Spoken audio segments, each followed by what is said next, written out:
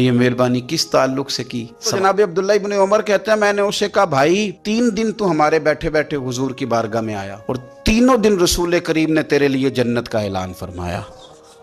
لیکن یار میں 3 دن تیری ٹو میں رہا، میں چاہتا تھا کہ میں بھی وہ خیر والا عمل تجھ سے حاصل کروں اور میں بھی کروں تاکہ رب کریم میرے اوپر بھی رحمت فرمائے اور حضور میرے بارے میں بھی جنت کا اعلان کریں۔ پتہ وہ خاموش ہو گیا، تھوڑی دیر کے بعد بولا، کہنے لگا آپ بالکل درست کہتے ہیں، میں کوئی لمبے چوڑے عبادتیں ریاضتیں نوافل نہیں پڑھتا،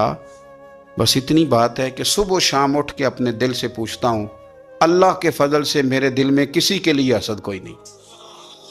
کسی کے لیے بغض کوئی نہیں، یعنی کسی کے لیے عداوت کوئی۔ عبداللہ ابن عمر فرمانے لگے اٹھ، پھر سینے سے لاگ، سمجھ آ گئی ہے